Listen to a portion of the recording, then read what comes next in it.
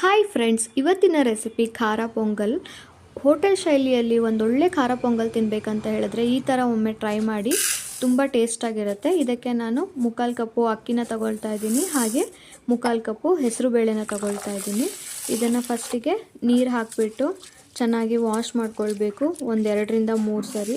ಆ ಹೆಸರು ಬೇಳೆದ ಕಲರೆಲ್ಲ ಬಿಟ್ಕೊಳ್ಳುತ್ತೆ.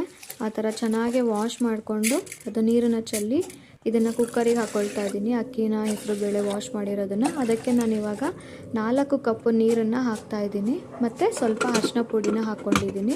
ಹಾಕ್ಕೊಂಡ್ಬಿಟ್ಟು ಇದನ್ನು ಒಂದು 4ರಿಂದ 5 ವಿಷಲ್ ಮಾಡಿಸ್ಬೇಕಾಗತ್ತೆ.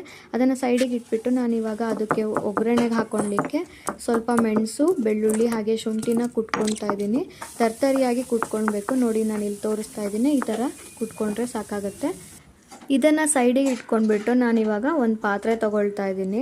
ಆ ಪಾತ್ರೆಗೆ ನಾನಿವಾಗ 1 ಟೇಬಲ್ ಸ್ಪೂನ್ ತುಪ್ಪನ ಹಾಕ್ಕೊಳ್ತಾ ಇದ್ದೀನಿ, ಹಾಗೆ 1 ಟೇಬಲ್ ಸ್ಪೂನು ಎಣ್ಣೆನ ಹಾಕ್ಕೊಳ್ತಾ ಇದ್ದೀನಿ. ನೀವು ಬೇಕಿದ್ರೆ ಬರೀ ತುಪ್ಪದಲ್ಲೇ ಮಾಡ್ಕೊಳ್ಬೋದು. ಅದಕ್ಕೆ 1/4 ಟೀ ಸ್ಪೂನು ಜೀರಿಗೆ, 2 ಹಸಿಮೆಣ್ಸಿಕಾಯಿ ಉದ್ದಾಗೆ ಹೆಚ್ಕೊಂಡಿದ್ದೀನಿ, ಅದನ್ನು ಹಾಕಿಬಿಟ್ಟು ಸ್ವಲ್ಪ ಫ್ರೈ ಮಾಡಿ ನಂತರ ನಾನು ರುಬ್ಬಿಟ್ಕೊಂಡಿದ್ನಲ್ವ ಶುಂಠಿ, ಕಾಳು ಮೆಣಸು ಹಾಗೆ ಬೆಳ್ಳುಳ್ಳಿ ಆ ಪೇಸ್ಟನ್ನ ಹಾಕ್ಕೊಂಡ್ಬಿಟ್ಟು ಸ್ವಲ್ಪ ಮಿಕ್ಸ್ ಮಾಡಿ ನಂತರ ಒಣಮೆಣ್ಸಿಕಾಯಿ 4ರಿಂದ 5 ಹಾಕ್ಕೊಂಡು 1/4 ಸ್ಪೂನ್ ಸಕ್ಕರೆ ಹಾಕ್ಕೊಂಡಿದ್ದೀನಿ. ನಂತರ ಒಣ ಕೊಬ್ಬರಿನ ತುರಿದ್ಬಿಟ್ಟು ಒಂದು 1/4 ಕಪ್ ಆಗೋಷ್ಟು ಅದನ್ನು ಮಿಕ್ಸ್ ಮಾಡ್ಕೊತಿದ್ದೀನಿ. ಇದೆಲ್ಲದನ್ನು ಲೋ ಫ್ಲೇಮಲ್ಲೇ ಹುರ್ಕೊಳ್ಬೇಕು, ಇಲ್ಲಾಂತ ಹೇಳಿದ್ರೆ ಒತ್ತೋಗ್ಬಿಡುತ್ತೆ.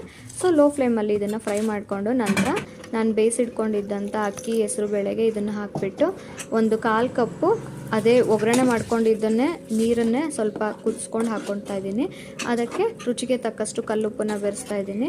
ಸ್ವಲ್ಪ ಮಿಕ್ಸ್ ಮಾಡಿಬಿಟ್ಟು ನಂತರ ಗೋಡಂಬಿ ಹಾಕಿ ಮತ್ತು 1 ಕಪ್ಪು ನೀರನ್ನು ಹಾಕ್ಕೊಳ್ತಾ ಇದ್ದೀನಿ. ನೋಡಿ, ನೀವು ಕನ್ಸಿಸ್ಟೆನ್ಸಿ ನೋಡಿ ನೀರನ್ನ ಹಾಕ್ಕೊಳ್ಬೋದು.